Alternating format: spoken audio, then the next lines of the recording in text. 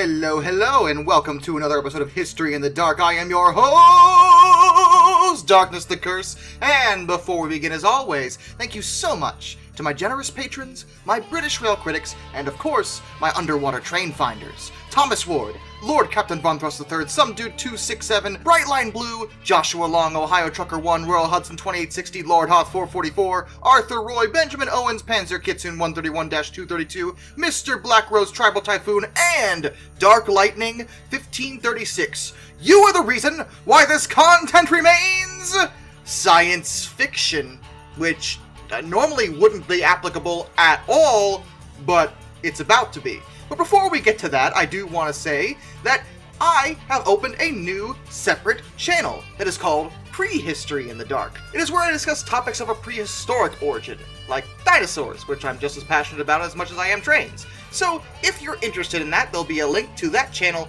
in the description.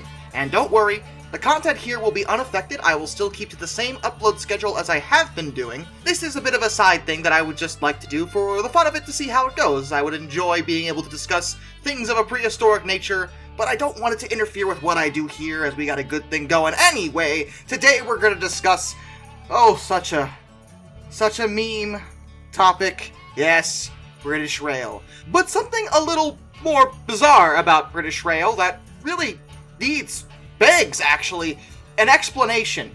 Some kind of reasoning behind this needs to be presented, because to this day, we aren't sure exactly why this ended up this way. But we're going to discuss the fact that British Rail once patented a UFO. Yeah, really. I didn't believe it until I read about it too.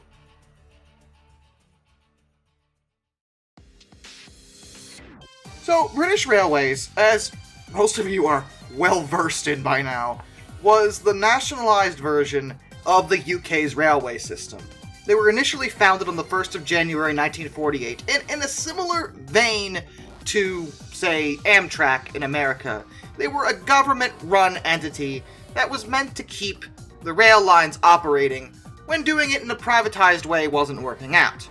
Which is funny, because British Rail wound up being privatized, although it's probably also worth mentioning that they're returning sometime in the next year or two, and they're going to be calling themselves Great British Rail, which is really bold of you to already call yourselves great when you aren't even sure you're going to be doing things well, but we'll see, I'll give you the benefit of the doubt, but that's not really super relevant, because you heard me mention a UFO. What does that have anything to do with trains at all? And to be realistic, not much. That's the first thing. Your confusion is not misplaced. And when I say UFO, I do want to stress that I'm calling it a UFO in the sense of what we commonly call flying saucers. UFO is an acronym. It stands for Unidentified Flying Object.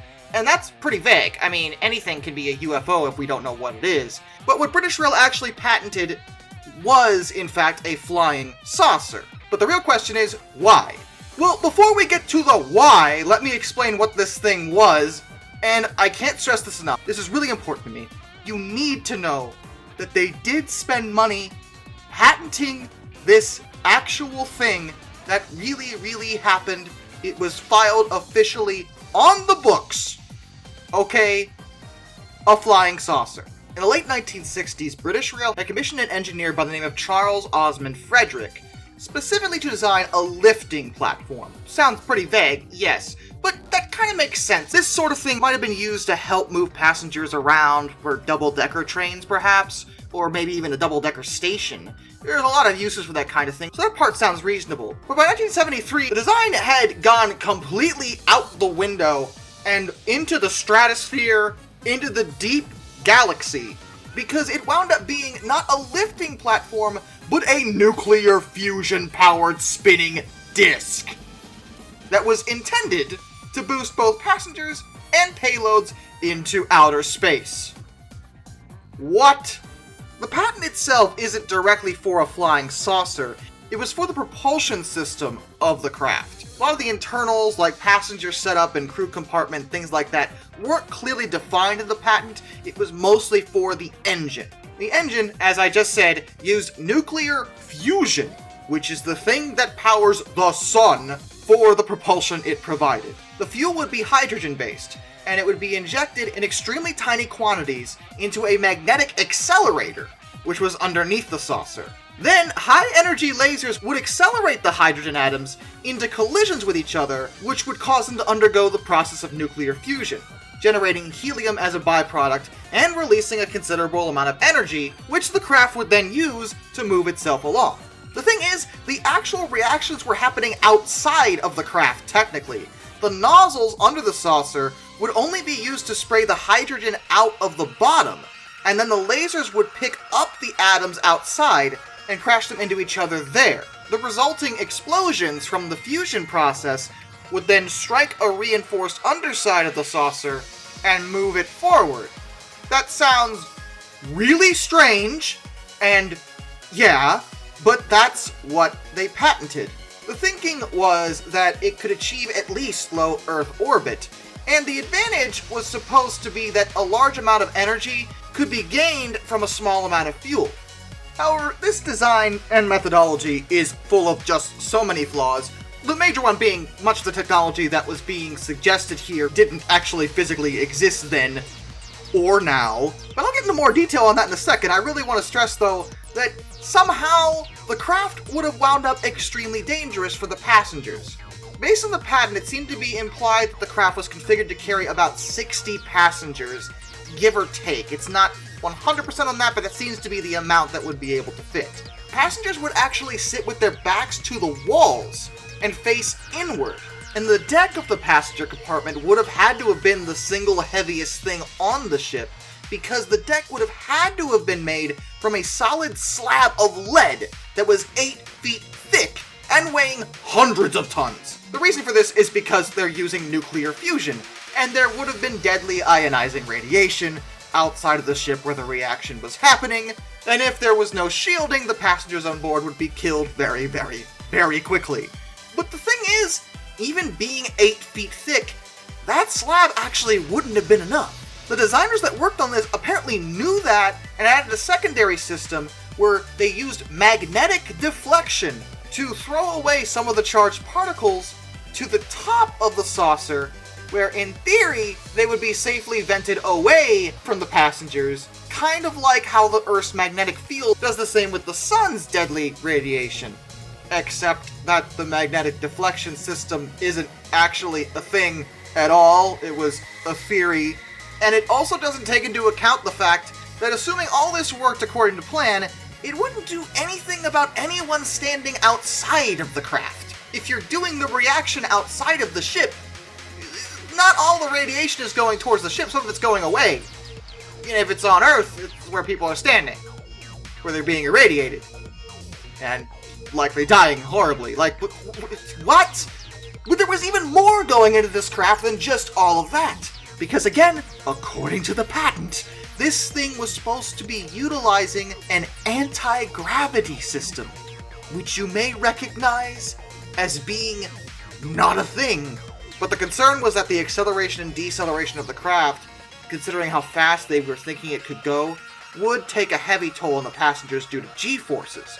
That makes sense, but their fix for that was not the simple, oh, we'll just accelerate slowly and then decelerate slowly during the trip, that way no one feels incredible stresses on their bodies. No. That would be way too easy for British Rail. Instead, they went with an artificial gravity generator that used high-energy electrons that whirled in elaborate overhead coils, and that would produce a graviton field. What I just said sounds a lot like Star Trek technobabble, except for the fact that I like Star Trek, and a lot of its technobabble is at least somewhat based on science theory. This is a lot of nonsense. Gravity and electromagnetism are actually different forces, and while in certain situations they could be unified, this is extremely speculative where particle physics are concerned. Assuming it's even possible to use basic electricity to produce some kind of gravitational field, the amount of energy you need to do it is absurd. Just so we're clear, the Large Hadron Collider at CERN runs at a maximum output of 13 TeV, which is 13 trillion electron volts. To do what British Rail's flying saucer would want to do, you'd probably need it to run at about 100 billion electron volts, which I don't even know what technical number that would be, but the point is it would be a lot. And in order to accomplish that, the power plant would be as big as about the orbit of Neptune. All this taken into account, it's pretty clear that even as a patent and even as an idea, the British Rail UFO seems highly unlikely to be applicable under any situation at all. Nuclear fusion is still not even a reasonable thing that we can do to produce energy. I mean, we can do it, but not in a way that gives us more energy than what we have to put in. So the whole thing seems based off of pseudoscience and theories, things that might work, maybe, one day, possibly, and again, question, serious question. Why in the blue heck did British Rail patent it? Well, there is actually an explanation for that. It seems Charles Frederick actually developed this whole thing on his own time, away from work. He only brought it into work because it was done, and British Rail had a rule about freelance inventing. Under the terms that their employees agreed to in the 1970s, any potentially patentable technology that British Rail engineers invented on their own could be submitted through the agency itself. It seems that this was more of Charles' pet project, just a bunch of ideas that he decided to send through his current employers to see if they were willing to hire an agent and get it patented. British Rail agreed to this and paid for the agent and the patent fees. And the law states that patents are allowed on designs that aren't practical yet, and the request was approved in 1973. Additionally, because the craft was using nuclear technology, the Cold War-era British government actually wound up classifying the design as top secret. This sort of patent would have allowed exclusive rights to the inventor for 20 years, assuming the patent was regularly renewed. But British Rail didn't really do this, likely because they were busy dealing with their actual jobs that, even if it did work, they would have no suitable use for. And they let the patent lapse in 1976. It was actually discovered originally in 1978 by a reporter from The Guardian, but after that it was forgotten again until 1982, when the Daily Telegraph ran a piece on it, and it finally resurfaced again in 2006, in the internet era. And this time it was covered by a whole bunch of media sources, BBC News, The Times of London, and The Telegraph. As a result of its discovery, many scientists have wound up looking at it, and give actual interpretations to how reasonable the design would be. The answer is no, probably not at all. At any point in scientific achievement for the human race, several nuclear scientists declared the patent to be unworkable, expensive, and very inefficient. So, just like British Rail then. Excellent. That actually sounds par for the course right now. Perfect. But in British Rail's defense, again, this seems to be a private little enterprise from one of their employees. Not something they ever really took seriously, or were ever really in the market for. While it being discovered in 2006 means that this was after British Rail went defunct and everything went back to privatization, which is now again being reversed with Great British Rail. Just make up your minds over there. A spokesman for the United Kingdom's Department of Transportation was asked about it, and they said, "We have no plans to introduce nuclear-powered flying saucers to the British public transportation network." Which is a shame. That would have been interesting. Could have done great more videos about UK flying saucers. You guys just going crazy with your aliens and whatnot. Maybe you'll be the first people to leave the solar system. We were the first on the moon over here, but you guys are gonna one-up us with your fancy nuclear-powered flying saucers. I'm onto you, British Rail! This isn't a rail line at all! That's why it was so inept! You were secretly in the space race this whole time. Ooh, conspiracy. Actually, none of that's true. They were probably just wasting time like they always did. Let's be fair.